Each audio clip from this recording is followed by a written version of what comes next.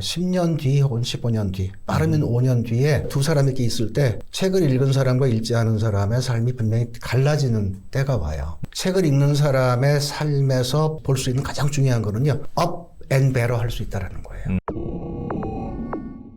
안녕하세요. 무엇이든 세 가지로 가르쳐드리는 교수 김익환입니다. 오늘은요, 여러분들이 엄청 기다리셨을 것 같은데, 말하기, 글쓰기, 이게 사실 세계가 같아요. 그런데 그 기반에 생각의 세계가 있습니다. 그런 부분을 정말 오랫동안 전공하시고 우리에게 인사이트를 엄청 그동안 주신 김경집 교수님을 모셨습니다. 안녕하세요. 반갑습니다. 우리 김 교수의 세 가지 구독자들에게 간단하게 인사 부탁드리겠습니다. 예. 안녕하세요. 반갑습니다. 저는 인문학자 김경집입니다. 서강대학교 철학과에서 좀 가르치고 교양학부에서 가르치다가 가톨릭대학교 인간학교연구원에서 25년의 가르침을 채우고 제 마음먹은 대로 25년 배우고 25년 가르치고 25년 나 하고 싶은 거 하고 싶다. 그래서 일찌감치 제 발로 걸어 나온 김경집입니다. 선생님 엄청 반갑습니다. 그 대학 때려치기가 쉽지 않으실 텐데 어떻게 그런 용기를 내셨습니까? 저는 3년 반 전에 퇴임을 했으니까 뭐 여러 가지 유리한 점이 있었는데 선생님 거의 10년이 넘으시지 않았어요? 저는 어렸을 때 막연하게 무슨 생각을 했냐면 25년은 배우고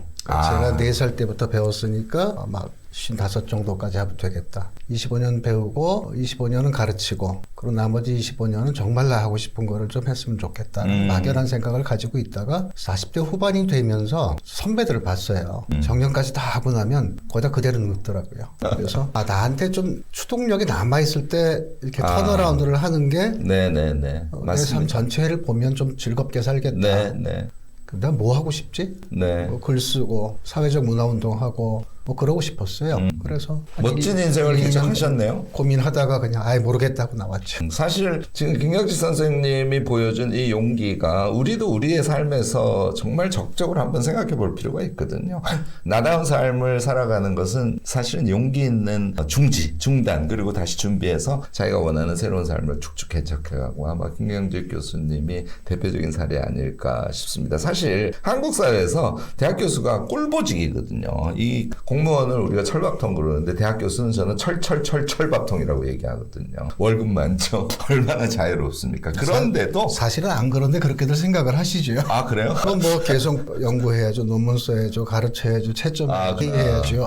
그런 것을 그만두고 지금 속에 에너지가 남아있고 자신의 꿈에 대한 어떤 지향을 실제로 준비하고 행위할 수 있는 그 시점에 교수를 그만두고 다른 삶을 선택하셨다는 거 우리에게 그 자체로 큰 교훈이라고 생각하고요. 자, 오늘 선생님의 새로 책을 내셨어요. 예. 어른의 말글 감각이라는 표지도 엄청 예쁜. 이거 이제 지난 9월 말에 나왔던가요? 예. 10월 초에 나왔던가? 9월 말에 나온 책이라서 완전히 핫한 요즘에 특히 이제 글쓰기에 관심을 갖고 계신 분들에게 주목받는 그런 책을 최근에 쓰셔서 그걸 계기로 해서 이제 선생님의 말과 글에 대한 지혜를 오늘 충분히 듣기 위해서 이렇게 자리에 모셨습니다. 불러주셔서 고맙습니다. 아닙니다. 제가 너무 감사하고요. 제가 이 책을 쭉 읽으면서 여러분들 책 읽으실 때 저처럼 읽으셔야 돼요. 여기 지금 이거 보입니까? 이게 아주 그 포스트잇 쫙 붙여놓은 거. 정말 좋은 내용이 많아서 저도 꼼꼼하게 읽었는데 저는 이 책을 읽으면서요.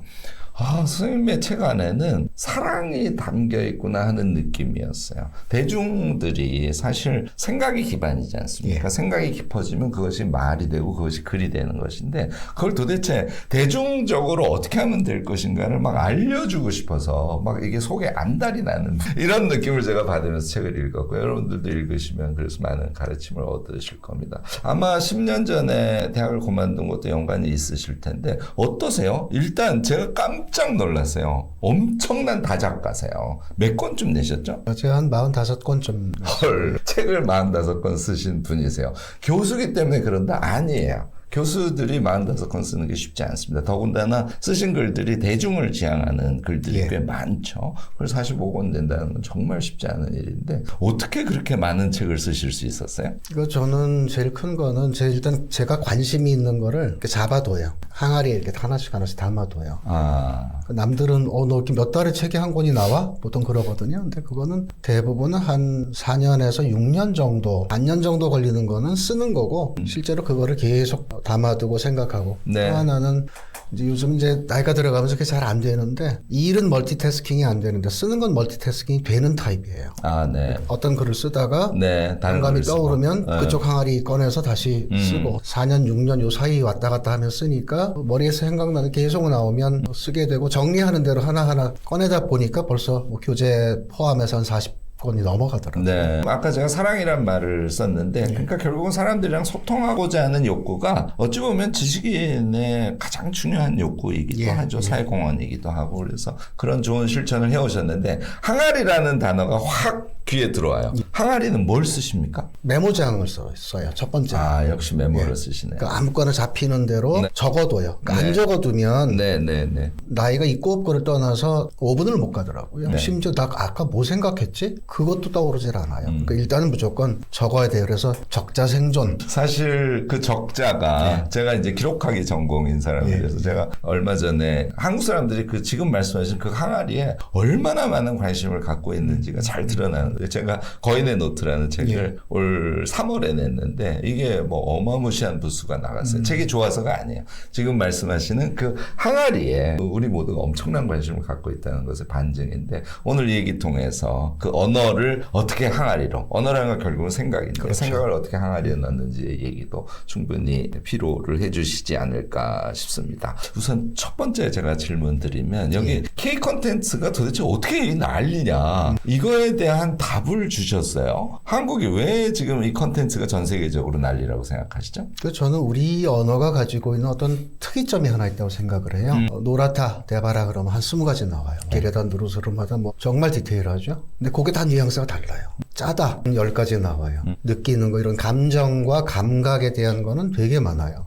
근데 그게 예전에는 무시됐던 거죠. 별거 아니야. 그거 뭐 문장에서 생략해도 좋은 낱말들이에요. 우리는 어디에 꽂혀 있냐면 주로 명사에 꽂혀 있어요. 그 명사가 지식인 거죠. 지식의 형태는 머릿속에 얼마나 네, 많이 네. 담겨 있느냐. 근데 그 안에 담겨져 있는 거를 꺼낼 때 드라이하게 꺼내는 게 아니라 아주 따뜻하고 촉촉하고 이렇게 풀어낼 수 있는 언어를 우리가 가지고 있었는데 네. 그거를 사실은 우리는 자각을 못했던 거죠. 그 K 콘텐츠가 이렇게 뜨기 시작한 거는 그 언어를 잘 포착을 해서 그 결, 언어의 결을 생각의 결하고 이렇게 같이 맞춰져 가면서 축적된 문화와 연결돼서 그것들이 발화되는 것들이 오늘날의 K 콘텐츠의 핵심 아닌가 싶어요. 네. 일반적으로 서양 언어가 논리 언어적인 측면에서 유리하다고나 예, 할까? 예. 그런 측면, 어순의 면에서도 그렇고. 근데 한국어의 케이스는 지금 감정 언어라든지 감각 언어라든지 이런 것들이 발전이 되면서 결국은 전 세계가 그 감정과 감각의 기발함, 어떤 위안, 그다음에 아주 재밌음 뭐 이런 것을 지금 예. 반응을 하는 것이고 그거는 언어 체계의 결과물이기도 하지만 그 언어 체계는 결국은 생각 세계의 반영이기 때문에 한국 사회가 갖고 있는 특성을 전 세계가 높이 사고 있다. 뭐 이렇게 큰 틀에서는 예, 얘기할 수 있을 것 그렇게도 같아요. 보여요. 네. 또 하나는 이제 이런 것도 있는 것 같아요. 생각하다라는 말에 비슷한 말을 대봐라. 아까 노라타처럼. 네. 그러면 조금 고민을 해요. 네. 뭐 사유하다, 숙고하다, 뭐 성찰하다 등등등 다시 물어봐요. 지난 일주일 동안, 오늘 하루도 아니고 지난 일주일 동안 사고하다라는 말을 몇 번 쓰셨어요? 거의 없어요. 그러죠. 다 그냥 생각한다라고 생각하다? 쓰지. 숙고하다 이런 것도 그런 안 것도 안 쓰죠. 쓰죠. 그런 말씀 되게 고급져 보이죠. 이건 무슨 뜻이냐면 생각에 관련된 언어의 순우리말이 생각밖에 없어요. 그 전부 다 빌려온 말이에요. 한자에서. 네, 네, 네. 그러니까 그런 말을 잘 안 쓰는 거예요. 익숙하지 않으니까. 그리고 구어 중심이니까 이제 그런 말을 안 써도 전혀 상관이 없는 거죠. 그러니까 거기에 담겨져 있는 그거를 풀어내는 데 있어서의 다양한, 예를 들어 풍부한 감정, 그다음에 뭐 다양한 감각, 여기에 섬세한 사유가 들어가면서 버무러진 게 저는 K 콘텐츠를 만들어내는 가장 큰 힘 아닌가 싶어요. 거꾸로 동사가 조금 단순화되고 예. 그럼에도 불구하고 자기의 마음을 표현해야 되니까 그 이외의 감정 언어나 예. 감각 언어들이 거기에 붙어서 내용이 전달되는 이제 이런 구조를 지금 설명해 주신 것 같고요. 근데 드라마 같은 경우도 예를 들어서 한국 드라마가 묘한 그 텐션이 있잖아요. 네, 되게 맞아요. 상투적인 것 같은데 뭐 텐션이 있는 이유가 뭘까? 거기에서 상당히 많이 매료가 된다고 저는 생각이 되는데 그게 우리가 동사가 맨 뒤에 있잖아요. 네. 그러니까 한국말 끝까지 들어봐야 안다라고 하는 게 끝까지라고 하는 게 뭐냐면 결국 그 문장을 종결하는 동사가 뭐냐라는 거예요. 네. 그러니까 동사가 장악력이 대단히 뛰어나야 그 앞 문장을 휘어잡고 네. 있는 거거든요. 거거든요. 네. 근데 우리는 계속 말이 단절되니까 별로 못 느끼는 거예요. 우리 언어가 동사가 맨 뒤에 있으면서 문장 전체를 이렇게 딱 휘어잡고 있다. 이거는 저는 좀 주목해야 될 지점 아닌가 싶어요. 네. 조금 다른 질문도 같이 좀 하고 싶은데요. 우리 지금 김 교수의 세 가지 구독자들이 제일 궁금해하는 것 중에 하나가 글쓰기, 독서 이것이 왜 그렇게 유의미하냐. 사실 그 점에 대해서 우리 나름대로 생각들을 갖고 있긴 한데 좀 명료하지 않을 때가 있거든요. 김 교수님께 좀 그 얘기를 들어보면 우리가 답을 얻을 수 있을 것 같아요. 이 말씀을 드리기 전에 저는 먼저 드리고 싶은 게 뭐냐면 이전의 독서와 지금의 독서의 차이가 과연 뭘까? 네. 이전의 독서는 지식을 습득하기 위해서예요. 그거 말고는 들어올 수 있는 방법이 없으니까. 그래서 얼마나 많은 책을 읽었느냐가 그 사람의 어떤 지식의 상태를 결정해주고 심지어 그게 그 사람의 삶도 결정해주는 거죠. 네. 그래서 개걸스럽게 매달렸는데 이제는 뭐 온갖 정보가 넘치니까 중요한 건 내가 그것을 어떻게 생각을 하고 걸러내고 정리하고 나의 것으로 만드느냐. 이거는 사실은 빠져 있는 거죠. 그러니까 저는 지금의 독서는 이미 정보를 습득한다라고 하는 것보다는 내 생각을 정리하고 가장 큰 힘은 내가 물을 수 있는 시간적 여유를 갖게 된다는 점이라고 생각해요. 사실 그러면은 독서의 방법에도 굉장히 중요한 어떤 포인트를 찍어야 되겠네요. 사실 제가 다음에 질문하려고 하는 것과 지금 맞물려 있어요. 그러니까 우리가 많이 읽어야지 이렇게 생각하지 읽으면서 생각해야지 이렇게는 안 하거든요. 그렇죠. 선생님 이 책에는 그래서 그런 걸 다 만지기로 표현해서 시간 만지기라는 표현을 여러분들 너무 좋지 않아요? 시간 만지기. 책을 읽으면서 그냥 거기에 정신 빨려서 시간을 그냥 막 서두르면서 책을 읽는 것이 아니라 시간 만지기를 하면서 다시 말해서 책을 읽으면서 생각하면서 그래서 그것이 누적이 되면 그것이 말이 되고 그것이 글이 될 수 있다. 이제 큰 틀에서는 이 책에서 아주 베이직이 되는 그런 선생님의 가르침이랄까 그건 지금 이 얘기거든요. 그 얘기를 조금 더 진전시켜 주시죠. 예를 들어서 음식을 먹을 때 내가 그냥 단순한 끼니를 해결하는 경우는 허겁지겁 먹잖아요. 외국에서 한국 사람들 식당 오면 좋아해요. 빨리 먹고 나가니까. 5분에서 10분 사이에 끝나니까 음미할 틈이 없는 거예요. 혀를 가지고 있음에도 불구하고. 그런데 만약에 이걸 천천히 먹으면서 맛을 음미해 본 사람은 기억하잖아요.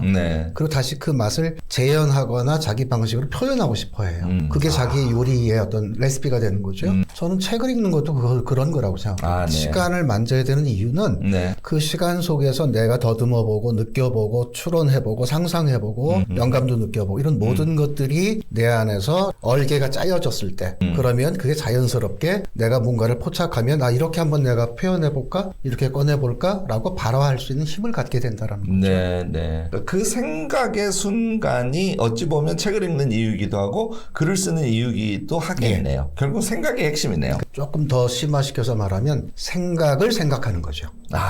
이 책에 그 표현이 나와요. 저도 생각을 생각한다는 얘기를 듣고 뭔 얘기지 하고 내용을 들어보니까 그 안에 큰 깨달음과 감동이 있더라고요. 조금 소개 부탁드리겠습니다. 그러니까 그냥 떠오르는 생각이 아니라 내가 글을 읽으면 이게 뭐지? 곱씹고 그 생각이 또 다른 생각을 꺼내고 이전에 있었던 어떤 생각을 영감이라고 하는 것들을 통해서 꺼내서 다시 연결을 하면서 전혀 새로운 방식으로 다시 펼쳐내고 그게 인간이 가지고 있는 저는 가장 큰 매력이고 힘 아닌가? 동물이 과연 그렇게 할 수 있을까?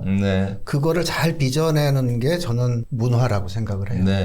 맞습니다. 사실 제가 우리 그 김 교수의 세 가지 구독자들은 너무 익숙한 용어일 텐데 제가 영어를 요거는 꼭 써요. 그래서 explication하고 implication. 그러니까 지금 선생님 말씀하시는 게 implication은 이 주름 안으로 우리가 말아 넣는 거지 않습니까? 그리고 explication은 말하기, 글쓰기, 요약하기 이런 게 다 explication인데 결국은 선생님이 시간을 만진다, 버무린다 이런 표현을 쓰시는데 아주 비슷한 영역 아닐까 싶고요. 자, 요것과 관련해서 우리가 요약의 중요성도 이 책에서 지금 지적을 하고 계시고 그 요약 후에 우리의 생각들이 어떻게 펼쳐지는가 이런 말씀도 하고 계신데 그것도 같이 소개해 주시면 좋겠습니다. 그러니까 지금 현대 사회는 분명히 문어가 아니라 구어의 사회잖아요.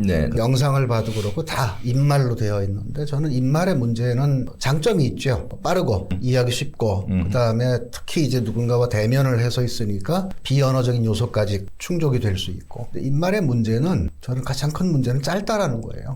날숨에서만 말하는 이게 계속 반복되면 짧은 문장만 쓰게 되고요. 그 극단적인 형태가 욕이죠. 욕설이 가장 짧은 문장이잖아요. 그러니까 그러다 보면 내가 가지고 있는 많은 감정과 감각과 사유의 언어를 놓쳐요. 근데 지금은 과하게 이제 구호의 시대가 되니까 오히려 그거를 누길 수 있는 템포를 회복하기 위해서라도 문어를 좀 끌고 와야 된다. 네. 문어는 시간의 제약을 받지 않죠. 네. 긴 문장도 쓸 수 있고 줄일 수도 있고. 그게 제일 큰 전제고 다시 구어의 문제로 돌아오면 요약할 시간이 없어요. 네, 네. 교수님도 이제 시간 만지기 말씀하신 네. 틈이 없어요. 되돌려 볼 수도 없는 거고. 그러니까 끌려가는 거죠, 사실은. 서로가 끌려가는 건데. 글은 그 시간 템포를 내가 정하잖아요. 네. 그래서 생각을 할 수 있고, 따져볼 수 있고, 심지어 의심해 볼 수도 있고. 그러니까 저는 그 지점이 매우 중요한 거 아닌가? 그런 면에서 봤을 때, 이전에 어떤 글을 쓴다든지 뭐 이러는 능력에서 놓쳤던 게 예전에는 잘 쓰는 글이죠. 네. 지금은 앞에서 했던 문장 전체를 내가 들었던 거든 뭐든 이렇게 압축해서 요약할 수 있는 힘. 요즘으로 말하면 뭐 집한 거죠. 알집에 넣는. 네, 그러니까 그 능력이 저는 미래에 있어서 무지 큰 경쟁력이 될 거라고 생각을 해요. 압축을 하다 보면 자연적으로 따라오는 게 뭐냐면 그거를 풀어낼 수 있는 능력도 생기잖아요. 네. 그럼 내가 어떤 낱말 하나를 들었는데 그 낱말 하나 팍 꽂혀서 이걸 가지고 풀어낼 수 있는 것들이 어마어마하게 많아지는 거죠. 요즘 뭐 K컬처 말씀을 많이 하니까 저는 대장금이 그런가 보다 그랬어요. 네. 한 6년 전에 히말라야에 갔을 때 제일 놀랐던 게 마지막 캠프가 5,500m인데 그 아래 5,100m의 그 산장이 있어요. 네. 거기서 대장금 보고 있는 거예요. 야, 이게 뭔 짓이야? 저게 그 대장금이 나오게 된 계기는 예전에 허준을 찍을 때 담당 PD가 작가한테 야, 너 이거 한번 봐라 하고 던져준. 네. 그게 뭐냐면 그 사람의 계기가 두 사람의 공통점이 조선왕조실록 읽는 거를 좋아했대요. 네. 읽다가 장금이 나오는 숙종대에서 여자는 안 쓰잖아요, 조선실록에. 네. 근데 여자 이름이 7번인가 나오는 거예요. 그것도 아주 디테일하게. 네. 그게 계기가 됐구나. 이게 뭐지? 그러면서 풀어내서 거기에 픽션을 만들어낸 결과물들이잖아요. 네. 그러니까 저는 그게 압축과 확대의 상징적인 사례라고 생각을 해요. 네. 그러니까 그거를 읽지 않았으면 그냥 들었으면 그게 과연 가능할까? 네.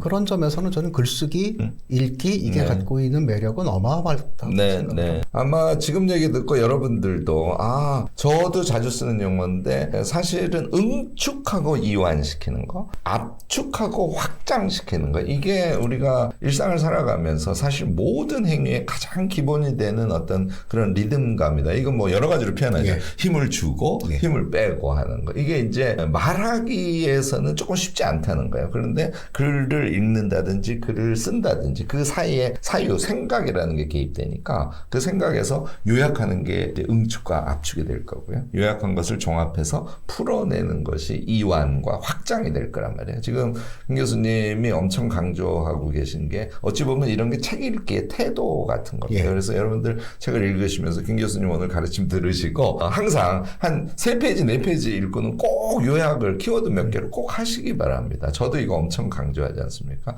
심지어 교수님요. 우리가 책을 이제 읽는데 한 번도 여기에서 눈을 안 떼고 계속 정신없이 읽는. 그러니까 정신없이 허겁지겁 밥을 먹는 거랑 똑같이 독서를 하시는 분들이 지금 이거 시청하시는 분들 중에서도 엄청 많으세요. 그 개걸스러운 독서죠. 네네. 그래서 저는 그래서 이렇게 재밌게 이렇게 얘기합니다. 책을 쭉 읽다가 고개를 좀 드세요, 제발. 쭉 읽다가 이런 얘기고. 그래서 제가 아예 이거 이름을 붙였어요. 순간의 생각이라고. 책을 읽다가 한 페이지 읽었더니 이런 얘기고 머리 들고 한번 생각하는 거. 지금 김 교수님이 우리가 책 읽기와 관련해서 생각의 중요성을 이런 방식으로 지금 소개를 해주고 계십니다. 우리가 이제 그래서 조금 제대로 읽고 제대로 글쓰기를 하면 너무너무나 큰 도움이 되는데 선생님 생각하시기에 우리가 책을 읽고 글을 쓰는 것의 가장 큰 장점은 뭘까요? 우선 읽는 거는 지식은 들어와요. 많은 지식. 그 다음에 가장 중요한 건 다른 사람의 생각을 엿볼 수 있다는 거죠. 나는 이런 생각을 했는데 정리가 안 된 게 있을 수 있어요. 근데 누군가는 그것에 대해서 깊이 연구하거나 느끼거나 논리적으로 풀어서 그걸 나한테 보여줘요. 말하자면 종합된 지식이 거기에 있는 그래서 거죠. 내가 체계화되고. 동의하고 공감할 수도 있고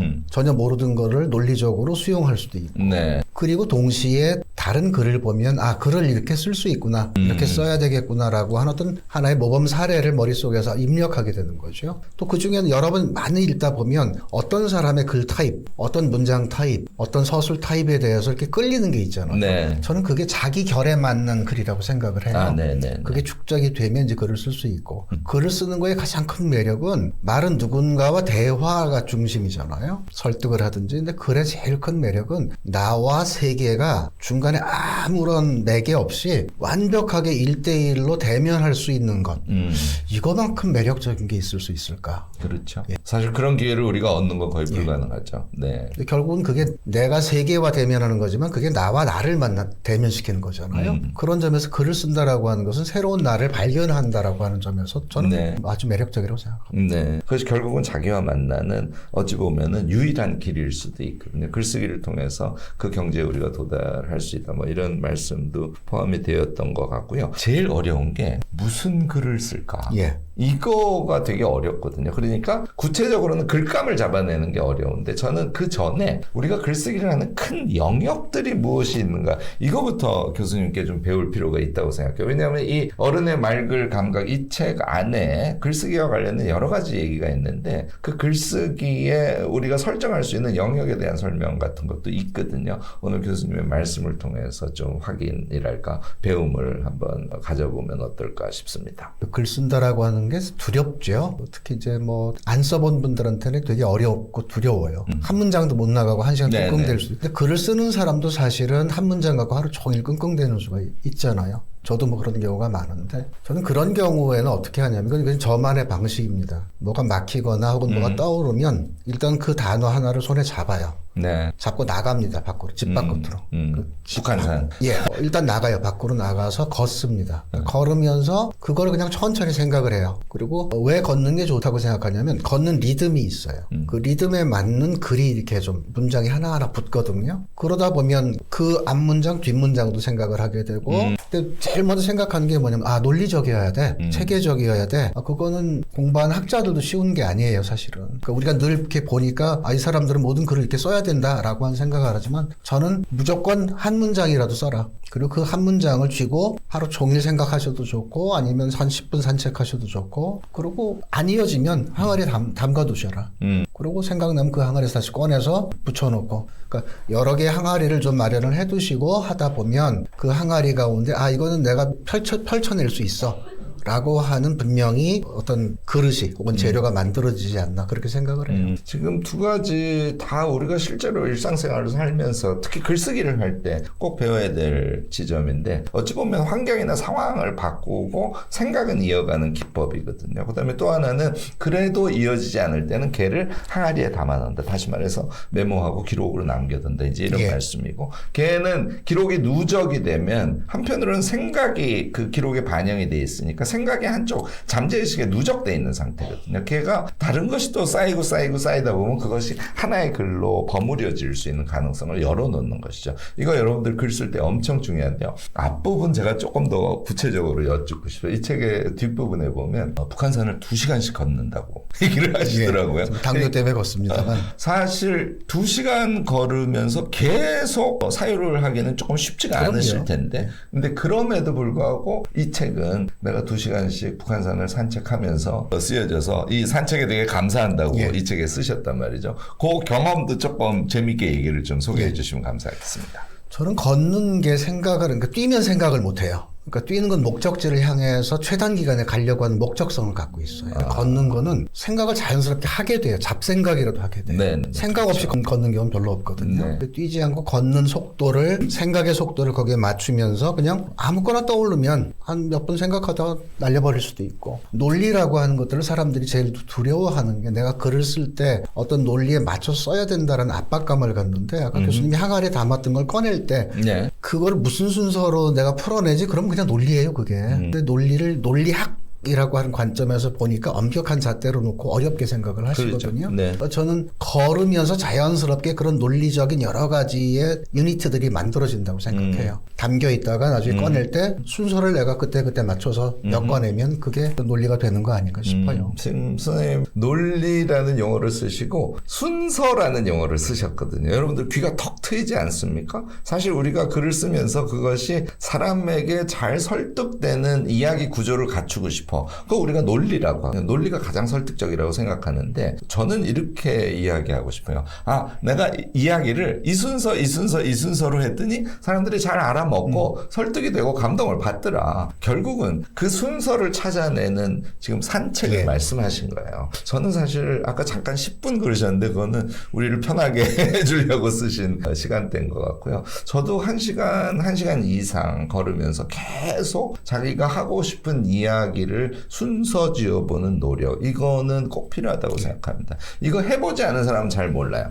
나는 두 가지 생각 떠오른 다음에 그 다음에 막 잡념이 들어와가지고 생각을 이어갈 수 없어. 아니에요. 여러분들 이거 반복해서 산책하시면서 1시간 산책하시면서 생각을 쭉 이어가는 걸 반복하시면 길이가 점점 길어집니다. 그래서 그거를 꼭 산책이 아니어도요. 저는 어떻게 권해드리고 싶냐면 출근할 때는 타픽을 잡아요. 나 오늘 뭐 생각해볼까 그렇게 타픽을 아주 거칠게 하나 담아놓고 퇴근할 때는 그 타픽 중에서 하나를 꺼내서 출발하기 전에 간단한 문장을 한번 이렇게 구성을 해놓고 집에 가는 내내 그 문장을 불려보는 거죠. 그러니까 저는 굳이 산책할 시간이 없으시거나 산책에 나 별 취미 없다 그러면 출근할 때 퇴근할 때 한번 그렇게 문장을 키워보시는 것도 좋지 않을까. 너무너무 감사합니다. 글을 쓰다가 글이 잘 안 쓰여졌어. 그러면 그 글의 키워드를 들고 나가서 걸으면서 생각을 하신다는 얘기를 여러 가지로 지금 우리한테 펼쳐주셨어요. 사실 김 교수의 3가지 구독자들은 제가 우리가 인생을 살아갈 때 무엇인가를 실행할 때도 가장 중요한 게 생각력이고 그 다음에 글을 쓸 때도 당연히 생각력이 핵심이다라고 말씀을 드렸고 그거는 지금 김 교수님 말씀하시는 것처럼 버스를 타고 또는 걸으면서 또는 적극적으로 산책을 하면서 그 하나의 생각을 어느 정도까지의 길이로 생각을 이어갈 수 있는 거, 이게 이제 생각력의 핵심인데요. 제가 다시 한번 강조합니다만 반복하면 김경직 교수님처럼 여러분들 40권의 책을 쓸 수 있을지도 모릅니다. 자, 이제 글쓰기 수준을 넘어서 선생님이 이제 40권 이상의 책을 쓰셨기 때문에 이 얘기를 꼭 우리에게 알려주셔야 돼요. 이 책에 보면 우리가 글을 쓰는 것은 이렇게 연상하면 좋다고 말씀을 하셨어요. 설계도면을 그려야 된다고. 그리고 이 설계도면을 그리다 보면 고층 빌딩을 세울 수도 있고 뭐 작은 집 한 채를 세울 수도 있고 이렇게 비유를 하고 계십니다. 이 얘기가 무슨 얘기인지 조금 우리 독자들에게 알려주시면 감사하겠습니다. 체계적인 글쓰기 이런 것들을 가장 쉽게 이해할 수 있는 거는 저는 설계도면과 거기에 맞춘 공정이라고 생각을 해요. 근데 거기에 선행될 게 하나 있거든요. 설계도가 아무리 멋지고 멋진 시공사 최고의 어떤 그 공사하는 사람들이 붙어서 해도 이거 하나 빠지면 말짱꽝이라고 생각하는 게요. 내가 이거 왜 해? 이 집이 나한테 정말 필요해? 라고 하는 게 먼저예요. 그러니까 글이라고 생각하면 나 이 글을 왜 쓸까? 정말 써야 될까라고 하는 자기 욕구를 밖으로 꺼낼 수 있는 그래서 자신 있게 발화시켜 보겠다라고 하는 욕망을 확인하는 게 저는 제일 중요하다고 생각을 해요. 그리고 나서 이제 도면이라고 하는 거는 아주 꼼꼼한 도면도 있지만 개념도도 있잖아요. 우리는 도면을 설계 도면 짤 때 어려워하는 게 그건 건축가가 하는 거야. 뭐 누가 하는 전문가한테 넘길 생각을 하는데 제일 중요한 거는 건축상을 누구한테 주냐면 건축주한테 줘요.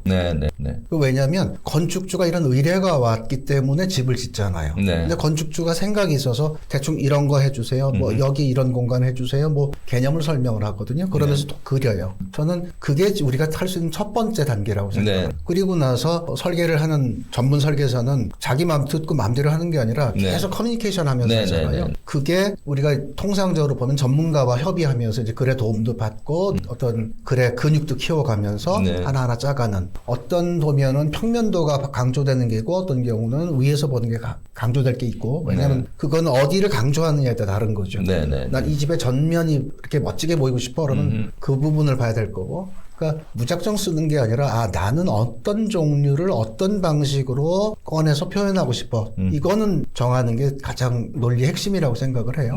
그리고 나서는 너무 거대한 어떤 빌딩만 생각하지 마시고 내가 짓고 싶은 정말 공간을 생각을 하시면 거기에 적절한 도면을 찾아올 수 있고 내가 그걸 못 그리면 누군가한테 의뢰해서 내 글을 쓰면서도 사실은 내가 이러이러한 생각을 하는데 어떻게 써야 될까요? 라고 자문을 구할 수도 있잖아요. 근데 대부분 글 쓰는 사람은 자존심이 있으니까 이건 나 혼자 해야 돼 이런 생각들을 주로 하는데 협업 협업이라고 하는 거는 다양한 형태로 나타나고 저는 글 쓰는 것도 이제는 협업의 형태. 굳이 꼭 누구를 지칭을 해서 그 사람 옆에 앉혀놓고 하는 것만 협업이 아니라 지금 이런 커뮤니케이션도 사실은 그런 타입이잖아요. 다양한 형태로 뮤추얼 커뮤니케이션을 하면서 이루어질 수 있는 어떤 그런 작업들이 이제 우리한테는 익숙한 그런 시대가 되지 않았나? 그러면 거기에 맞춰서 저는 충분히 활용할 수 있는 게 많다고 생각을 합니다. 선생님 지금 말씀하신 거를 4개의 C로 표현하신 게 제가 책에서 기억이 나는데 머리 글자가 C잖아요. 이 결국은 글을 쓴다라고 하는 건 그 컨텐츠를 어떻게 만들어내느냐는 건데 그러려면 4개의 하위의 C가 필요하다 생각을 해요. 첫 번째 C는 critical thinking, 비판적으로 생각하기.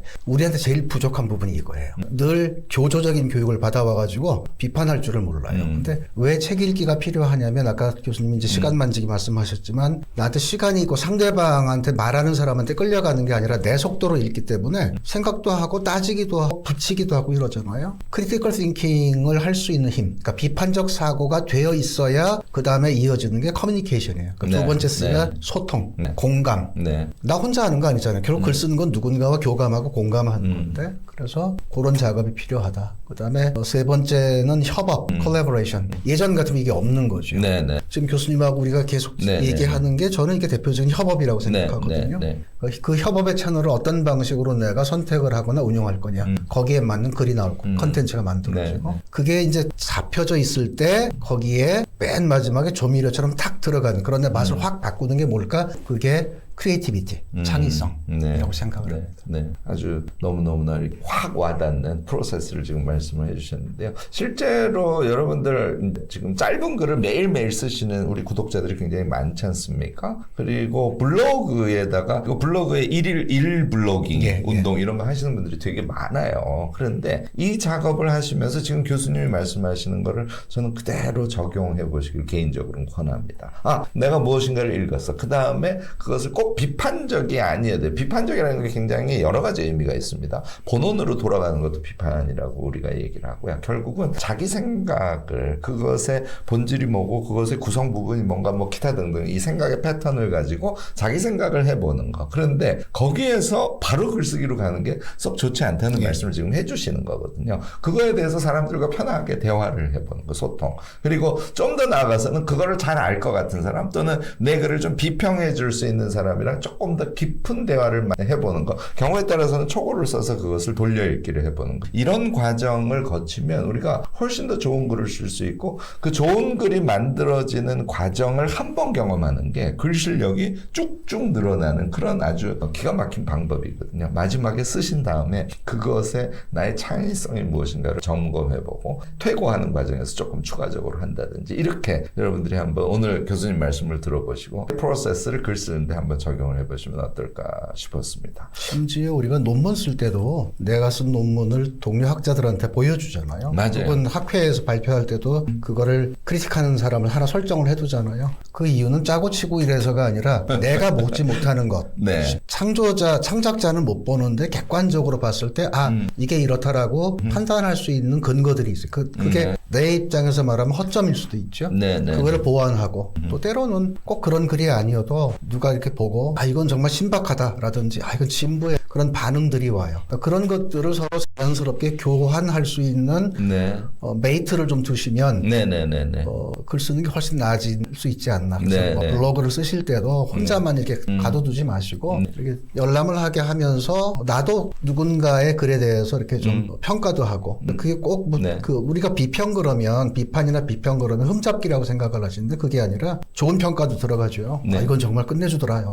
나 이걸 심쿵했어라든지 그런 게 준 어떤 자신감, 고마움 이런 것들이 있으니까 예전 같으면 그렇게 할 수 있는 사람이 제한적이잖아요. 아주 가까운 사람이나 요즘은 나 안 만난 사람도 이런 온라인을 통해서 다양한 방식으로 맞습니다. 교환이 되기 때문에 저는 그거를 충분히 활용하시면 좋을 거다 그렇게 생각을 합니다. 지금 이 영상 보고 계시는 우리 제일 대표적으로 아이켄 대학 재학생들이나 지금 졸업생들 수가 엄청 많지 않습니까? 여러분들 전부 단톡방으로 연결돼 있는데 그 연결된 상태를 정말 정말 글쓰기에서는 10분 이용하시기 바래요. 그런데 이게 수가 너무 많으면 쉽지 않습니다. 그래서 제가 항상 권하는 게 5명인데요. 5명씩 짝 지어서 1일 1블로깅을 하셔도 좋고 5명씩 짝 지으면요. 저는요. 책 한 권 쓸 수 있다고 생각합니다. 지금 아이캔 대학 출신자들 중에 책을 내신 분이 벌써 4분이 나오셨어요. 이거는 나는 일반인인데 내가 책을 어떻게 써? 이렇게들 생각하시지 않습니까? 지금 김 교수님 말씀하시는 그런 글의 본질, 그다음에 글을 만들어갈 수 있는 프로세스를 생각하시고 몇 사람이 힘을 합쳐서 글쓰기를 하시면 여러분들 쉽게 성공하실 수 있을 것 같습니다. 그게 막연한 게 아니라 실제로 요즘 이제 어떤 경우가 많이 생기냐면요. 함께 읽기 한 사람들이 함께 쓰는 책들이 나와요. 네, 이거는 맞습니다. 아주 중요한 계기인 것 같아요. 네, 요즘에 인스턴트한 정보에만 사람들이 눈이 가 이렇게 얘기하잖아요. 그런데 제가 자기계발계에 들어와서 쭉 보면서 깜짝 놀라는 게 독서 모임이 어마무시 많아요. 정말 독서 모임이 많습니다. 그래서 여러분들 이 환경은 우리가 정말 아주 창조적이고 또 나다운 삶을 의미 있게 살아갈 수 있게 하는 굉장히 중요한 계기라는 거 잊지 마시고 우리도 적극적으로 달려들어서 그런 실천을 하면 좋을 것 같습니다.